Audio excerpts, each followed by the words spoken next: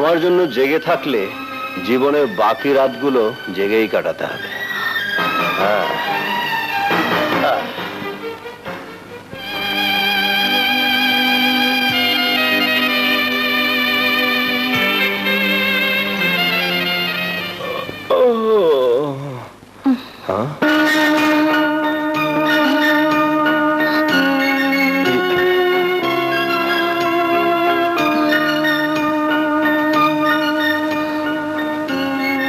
এটা কোনো শোয়ার জায়গা হলো? জি, মানে আপনি রাতে? হ্যাঁ হ্যাঁ, বেহুশ ছিলাম, বিছানা দখল করে শুয়েছিলাম, তাই বলে ঘরে কি আর জায়গা ছিল না? আমার কোনো কষ্ট হয়নি। শোনো, তোমাকে আমি বিয়ে করেছি, তবে আমার জন্য নয়, মায়ের ইচ্ছা পূরণ করতে। আরো একটা কথা জেনে রাখো, স্বামী স্ত্রী সংসার এসব কোনো কিছুতে আমার কোনো বিশ্বাস নেই। আর স্ত্রীর দাবি নিয়ে কখনো আমার কাছে কিচ্ছু আশা করবে না। মেয়ে মানুষের মূল্য আমার কাছে শুধু ফুর্তি করার জন্য। সব মেয়ে ছেলে কি এক হয়? মা, হাসি, ওরাও তো। Shut up! আমার মুখে মুখে আর কোনোদিন তর্ক করবে না, আমি সব পছন্দ করি না।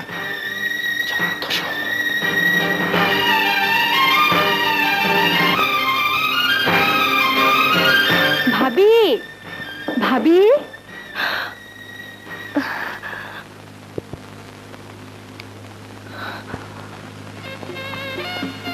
কি হলো ভাবি?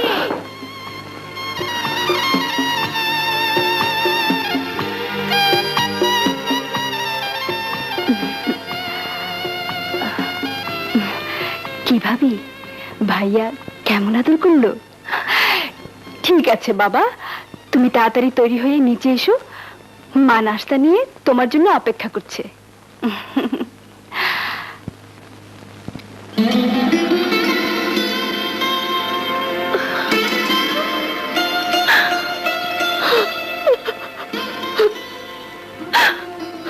নিজের সীমার মধ্যে থাকার চেষ্টা করবে।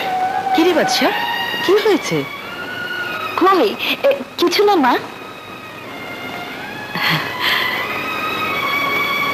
দেখো, এর মনে স্থান করে নিয়েছো, তাই বলে ভেবো না আমি। জি, আমি নাটক? হ্যাঁ হ্যাঁ, নাটক, কিন্তু এতে মায়ের কোনো উপকার হচ্ছে না, বরং মায়ের অশান্তি বাড়িয়ে তুলছো। মাকে দেখে এসব ঢং করার কোনো দরকার নেই। আমি মাকে দেখি? ছি ছি ছি, এ কথা শোনার চেয়ে মরণও যে ভালো ছিল। শোনো, এতদিন যদি আমাকে না চিনে থাকো, তাহলে আজ পরিষ্কার শুনে রাখো, কোনো অভিনয়, কোনো কৌশল দিয়ে তুমি আমটকে বাঁধতে পারবে না। প্রতিভক্তির অভিনয় দেখে মায়ের মনে স্থান করে নিয়েছো, মায়ের অশান্তি বাড়িয়ে তুলছো। মাকে দেখে এসব ঢং করবার কোনো দরকার নেই। কোনো অভিনয়, কোনো কৌশল দিয়ে তুমি আমার মনকে বাঁধতে পারবে না।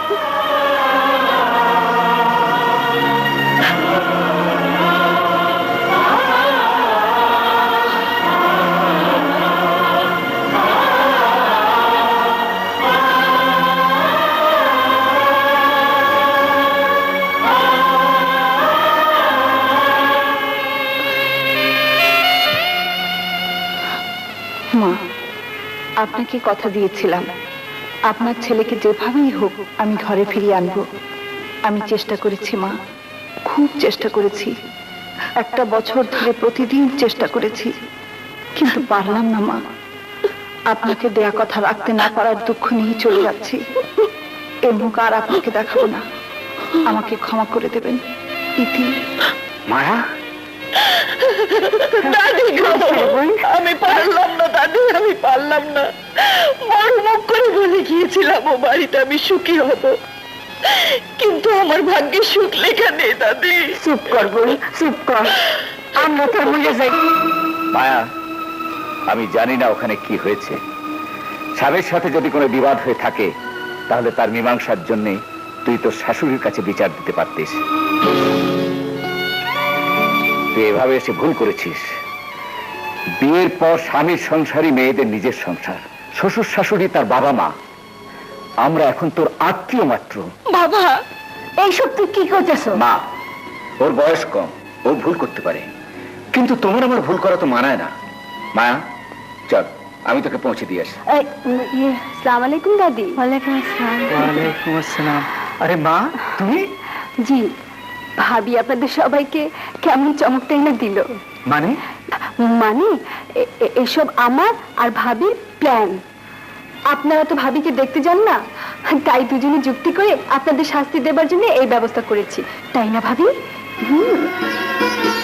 দেখো দেখি কাণ্ড, আমার তো বুকটা একেবারে শুকিয়ে গেছিল। তুমি এতক্ষণ কোথায় ছিলে মা? বাইরে দাঁড়িয়ে আপনাদের সমস্ত কথা শুনছিলাম। ভাবি আমাদের কাজ শেষ, এবার চলো। সে কি কিছু মুখে না দিয়ে আমরা প্রতিজ্ঞা করেছি আপনার আগে মেয়ের বাড়িতে যাবেন, মেয়ের হাতে রান্না খাবেন, তারপর আমরা এসে খাবো, তাই না ভাবি? চলো চলো, আসি দাদি, আসি তাও সাহেব, এসো এসো। আমি তো কিছু বুঝতে পারছি না, তুমি কখন এলে, কিভাবে এলে? তোমার চিঠি পড়ে একেবারে গাড়ি নিয়ে ছুটে এলাম, এসে দেখি তুমি দাদিকে জড়িয়ে ধরে কাঁদছো।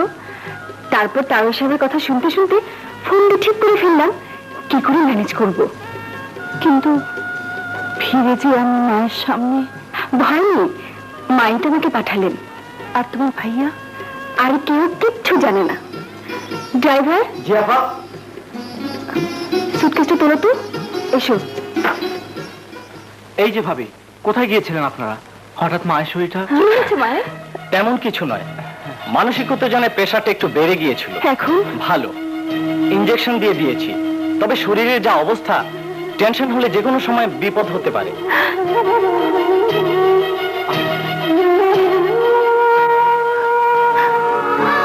আমি ভুল করেছিলাম মা, ভুল করেছিলাম। ছোটবেলায় মাকে হারিয়েছি, তাই বুঝতে পারিনি মায়ের মমতা কি।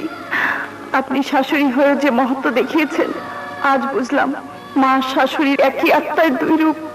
আপনি আমাকে ক্ষমা করে দিন মা, ক্ষমা করে দিন। শুনুন, আমি তো শুধু অভিনয় করছি, আমাকে আরেকটু অভিনয় করার সুযোগ দেবেন? মানে? আমার জন্য নয়, মায়ের জন্য বলছি। ডাক্তার বলেছেন মাকে টেনশন মুক্ত করে হাসি খুশি না রাখলে যে কোনো সময় বিপদ হতে পারে। মাকে খুশি রাখার জন্য আমার সাথে আপনি একটু অভিনয় করতে পারেন। অভিনয়? আমি? হ্যাঁ, আপনি আমাকে খুব ভালোবাসেন, বাড়ির সবার সামনে এমন একটা অভিনয় যদি করতেন। না না, এসব আমি...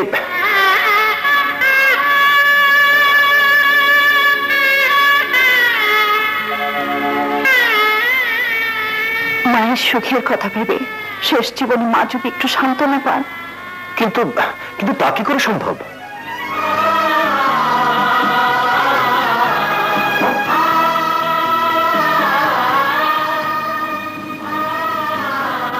আংটি? হ্যাঁ, মাকে দেখিয়ে এই আংটিটা আমাকে দেবেন, কিন্তু চুপচাপ নয়, বলবেন মায়া দেখো আমি তোমার জন্য কি এনেছি। সোনার দোকানে আংটিটা দেখি তোমার কথা মনে পড়ে গেল, দেখো তো পছন্দ হয় কিনা। কি পারবেন না?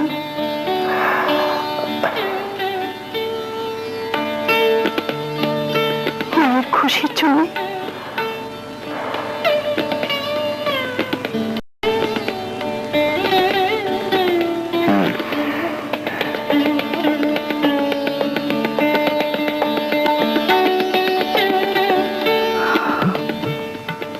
এই যে তুমি কাঁদছো?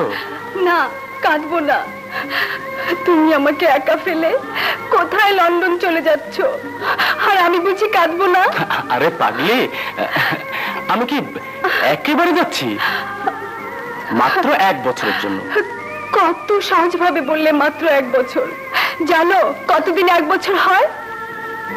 জানি। তুমি কি চাও না আমি বড় হই, নিজের পায়ে দাঁড়াই? আমার অনেক দিনের ইচ্ছে আমি একটা হসপিটাল দেব। কিন্তু আমার যে দিন কাটবে না।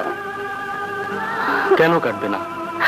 বিএসসি পরীক্ষা দিয়েছো, রেজাল্ট ভালো করবে, তারপর এমএসসি তে ভর্তি হয়ে যাবে, আর সময় সময় আমাকে চিঠি লিখবে।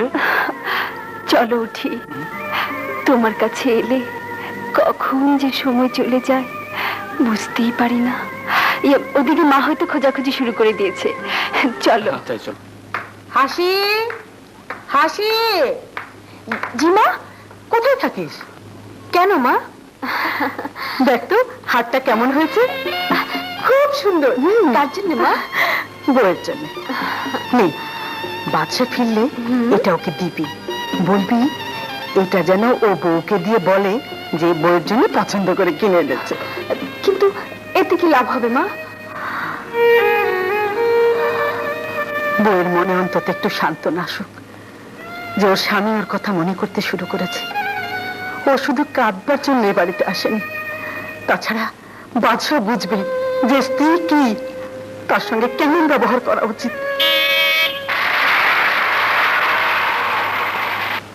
যা, বাদশা বোধহয় আসছে, যা। আচ্ছা ভাইয়া কি? এদিকে এসো, হ্যাঁ, এটা কি? খুলি দেখো না।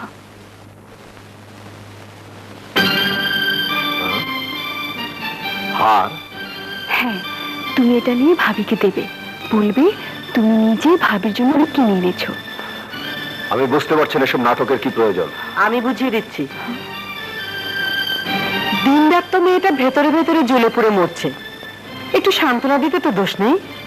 মা, এসব মিথ্যে কথার তো দরকার নেই। আমি নিজে ওর জন্য আংটি কিনে এনেছি। হ্যাঁ, এই দেখো, হীরের আংটি।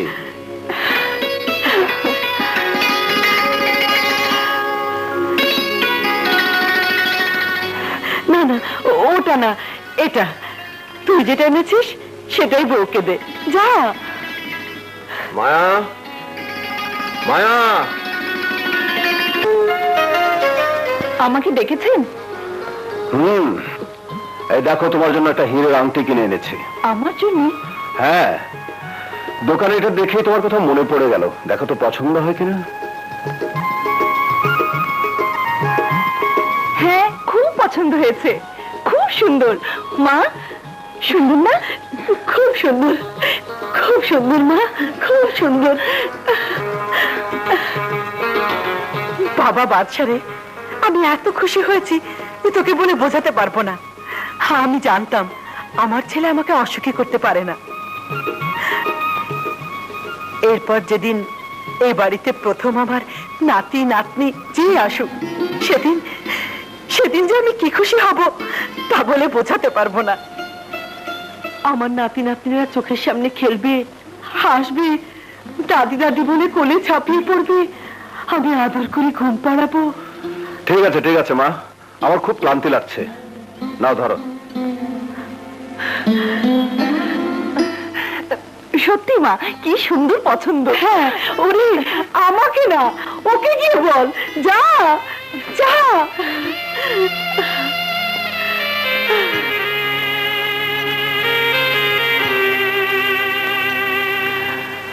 আপনার এইটুকু অভিনয় দেখলেন না, মা কেমন খুশি হয়ে গেছে? হ্যাঁ, দেখেছি। মা কি চান বুঝেছেন? বুঝেছি। না, আপনি তো বোঝেননি। মা যা চান তা আমি জানি, আমি যা চাই তা মা জানেন, কিন্তু আমরা দুজন যা চাই আপনি তা চান না। মানে? বিয়ে হয়েছে, স্বামী স্ত্রী ভালোবাসার ফসল হিসেবে সন্তান আসবে। মায়ের পক্ষে এই কথা ভাবাই তো স্বাভাবিক। আপনি তো একদিন বলেছিলেন মেয়েদের মূল্য আপনার কাছে শুধু ফুর্তি করার জন্য। বলুন, আমি কি করলে, কিভাবে থাকলে আপনার সেই ইচ্ছে হবে বলুন? আমি তো একটি মেয়ে, হয়তো আপনার মনের মতো নই, তবু